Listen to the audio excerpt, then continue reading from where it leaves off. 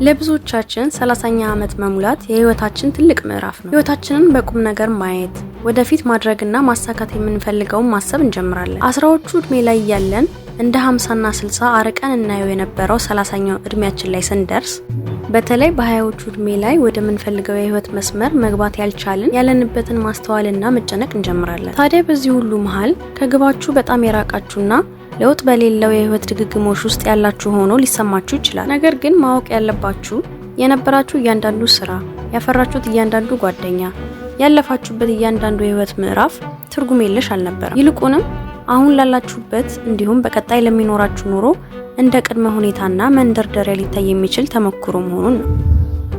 አንዳንዶች አቅማቸውንና ከሌላው በተሻለ ጥሩ አድርገው መስራት የሚችሉበትን የሙያ ዘርፍ ለይተው ባለማወቃቸው፣ ሌሎች ደግሞ በአጭር ጊዜ ውስጥ ለውጥ ባለማየታቸው ቶሎ ስለሚሰላቹና ተስፋ በመቁረጥ ጥረታቸውን ስለሚያቆሙ መድረስ ከሚችሉበት ቦታ ላይ ሳይደርሱ ይቀራሉ። እድሜያችሁ 30ዎቹ ውስጥ ስለገባ የእናንተ እድልና የስኬት መንገድ አበቃለት ማለት አይደለም። እንደውም ገና እየጀመረ ነው። ሰላም ጤና ይስጥልኝ ውድ ተመልካቾቻችን፣ እንደምን አላችሁ?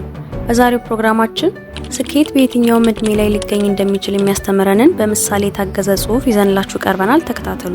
የስኬት መንገድ ቀጥ ያለና የተደላደለ ሳይሆን ብዙ ውጣ ውረዶች፣ ውድቀቶችና ፈተናዎች ተከታትለው የሚፈራረቁበት ነው። ስለዚህ እኛም ካሰብንበት ለመድረስ ተስፋ ሳንቆርጥ ይህን መንገድ መጓዝ ይኖርብናል። ከዚህ በመቀጠል ውጣ ውረዱን ሁሉ አልፈው ከ30 እና 40 ዓመታቸው በኋላ የህይወት ግባቸውን ማሳካት ከቻሉት ውስጥ ሁለት ታላላቅ ሰዎችን በምሳሌነት እንመለከታለን። በመጀመሪያ የምንመለከተው ታዋቂውን የፊልም አክተር ሃሪሰን ፎርድ ይሆናል። ሃሪሰን ፎርድ እንደ አውሮፓውያን አቆጣጠር በ1942 ዓ.ም በቺካጎ ከተማ ተወልዶ ያደገ ሲሆን ወደ ትወና ዓለም ለመቀላቀል ጥረቱን የጀመረው በ1964 ዓ.ም ወደ ሎስ አንጀለስ ከተማ በመሄድ የመጀመሪያ ኮንትራቱን ከኮሎምቢያ ፒክቸርስ ጋር በመፈራረም ነበር። ነገር ግን በሚሰጡት የስራ ድርሻ ደስተኛ ባለመሆኑ ከኮሎምቢያ ፒክቸርስ ጋር የነበረውን ውል በማቋረጥ ለዩኒቨርሳል ስቱዲዮስ መስራት ይጀምራል። ከነሱ ጋር በቆየበት ጊዜም በረዳት ተዋናይነት የተለያዩ ፊልሞችና የቴሌቪዥን ተከታታይ ድራማዎች ላይ መስራት ችሎ ነበር። እንደ አውሮፓውያን አቆጣጠር በ1969 ዓ.ም አንድ የፊልም ባለሙያ ሃሪሰንን የፊልሙ ዋና ገጸ ባህሪን ወክሎ እንዲተውን ይመርጠዋል። በዚህ ጊዜ የኮሎምቢያ ፒክቸርስ ዳይሬክተር ሃሪሰን በዚህ ሙያ ላይ ምንም ተስፋ የለውም፣ ከሱ ይልቅ ልምድ ያለው ተዋናይ ብትመርጥ ይሻልሃል በማለት ይነግረዋል። ምንም እንኳን ስራው ለሌላ ሰው ቢሰጥም በመጀመሪያ እሱ እንዲሰራው ፈልጉ እንደነበር ማወቁ ለሱ ትልቅ ነገር ነበር። በትወና ሙያው ላይ በገጠመው ነገር ደስተኛ ያልሆነውና የተሰላቸው ሃሪሰን ራሱን በራሱ ሙያ በማስተማር ፕሮፌሽናል የእንጨት ባለሙያ በመሆን ቤተሰቡ ማስተዳደር ጀመረ። እዚህ ሙያ ላይ በሚሰራበት ጊዜ ከነበሩት ደንበኞቹ መካከል ጆዋን ዲዲዮን እና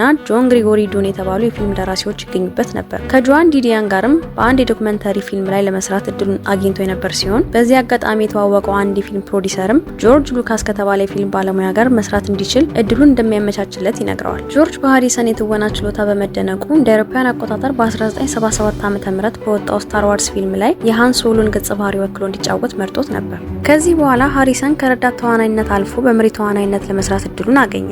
ከ1977 እስከ 1997 ዓ.ም ባለው ስታር ዋርስን እና ዘ ፊጂቲቭን ጨምሮ በአካዳሚ አዋርድ ፎር ቤስት ፒክቸር ላይ እጩ መሆን በቻሉ በርካታ ፊልሞች ላይ መሳተፍ ችሎ ነበር። በጊዜ ሂደትም ከተዋናይነት ባለፈ በዋና አዘጋጅነት ለመስራት እድሉን አግኝቶ ነበር። በ2008 ዓ.ም የተለቀቀው ኢንዲያና ጆንስ ኤንድ ዘ ኪንግደም ኦፍ ዘ ክሪስታል ስካል የሚለው ፊልም ለሃሪሰን ትልቅ ስኬትን ይዞለት ነበር የመጣው። ፊልሙ በአጠቃላይ በጣም ጥሩ የሚባል ተቀባይነትን ያገኘ ሲሆን በ2008 ዓ.ም በዓለም ዙሪያ በተመልካች ብዛት ሁለተኛውን ደረጃ መያዝ የቻለ ፊልም ነበር። ሃሪሰን በእድሜው ምክንያት ራሱን አልገደበም። የመጀመሪያዎቹ ሙከራዎች ሳይሳኩለት በመቅረታቸው ወደ አላሰበው ሙያ ገብቶ መስራት ቢጀምርም በመንገዱ ላይ የሚመጡትን መልካም አጋጣሚዎች በመጠቀሙ ካሰበበት መድረስ ችሏል። ከዚህ በመቀጠል በምሳሌነት የምናነሳት የታዋቂው ሃሪ ፖተር መጽሐፍ ደራሲ የሆነችውን ጄኬ ሮሊንግን ይሆናል። ጆዋን ሮሊንግ የእንግሊዝ ሀገር ተወላጅ ስትሆን የመጀመሪያውን የሃሪ ፖተር ሀሳብ ማምጣት የቻለችው በ1990 ዓ.ም ከማንቸስተር ወደ ለንደን በባቡር በመሄድ ላይ ያለች ነበር። በጊዜው ሀሳቧን ወዲያው መጻፍ ባለመቻሏ ቀሪውን መንገድ ስለ ታሪኩ ስታስብ ቆይታ ቤቷ እንደገባች መጻፍ ትጀምራለች። ነገር ግን መጽሐፏን ጽፋ ሳትጨርስ እናቷን በሞት በማጣቷ ከሀዘኗ ለመሸሽ ፖርቹጋል ሀገር በእንግሊዝኛ ቋንቋ መምህርነት ተቀጥራ መስራት ትጀምራለች። እዛው ከተዋወቀችው ሰው ጋርም ትዳር መስረታ ልጅ ትወልዳለች። ትዳሯ ግን ብዙም አልዘለቀም። በ1993 ዓ.ም ከባሏ ከተፋታች በኋላ በ1994 ዓ.ም እህቷ ወደምትኖርበት ኤዲንበርግ በመሄድ ኑሯን ትጀምራለች። ነገር ግን ሌላ ስራ ከመጀመሯ በፊት የጀመረችውን የሄሪ ፖተር መጽሐፍ ለመጨረስ ቆርጣ ተነሳች። እንደጨረሰችም ለማሳተም ብዙ ቦታ መላክ ጀመረች። 12 የሚሆኑ አሳታሚዎች መጽሐፏን ውድቅ ቢያደርጉትም በስተመጨረሻ በ1996 ዓ.ም ብሉምስበሪ የተባለ አሳታሚ መጽሐፏን ለማሳተም ይስማማል። የመጀመሪያው የሄሪ ፖተር መጽሐፍ በብዙ ታዳጊዎችና ወጣቶች ዘንድ ትልቅ ተቀባይነትና ተወዳጅነትን በማግኘቱ ጆዋን ቀጣዮቹን 5 መጽሐፎች እስከ 2007 ዓ.ም ባለው ጊዜ ውስጥ ጽፋ ማቅረብ ትችላለች። በ1998 ዓ.ም ዋርነር ብሮስ የመጀመሪያውን የሄሪ ፖተር መጽሐፍ ወደ ፊልም ቀይሮ ለእይታ ማቅረብ ችሏል። ልክ እንደ መጽሐፉ ፊልሙ የሚያገኘው ተቀባይነት ጥሩ ስለነበር የተቀሩትን 5 መጽሐፎችን በተመሳሳይ መልኩ ወደ ፊልም ቀይረው ለእይታ አብቅተውታል። አሁን ላይ ጆዋን በዓለም ላይ ካሉት ሀብታሞች መካከል አንዷ ነች። ህይወት እንደዚህ ነው። እየወደቅን እየተነሳን፣ አንዱ ሲያጣጥለን ሌላው ደግሞ ራሳችንን ለመቀየርና አቅማችንን ለማሳየት እድል ይሰጠናል። በእድሜያችን ከምናገኘው ልምድ ከውድቀታችንና ከስህተታችን እየተማርን ወደፊታችንን እናቃናለን። ዋናው ነገር ምንም አይነት ሁኔታ ውስጥ ብንሆን ዋነኛ ዓላማችንንና ግባችንን አለመዘንጋትና ተስፋ አለመቁረጥ ነው። ውድ ተመልካቾቻችን ለዛሬ ያዝነውን በዚህ ያበቃን። በሌላ ቪዲዮ እስክንገናኝ ሰላም ቆዩ።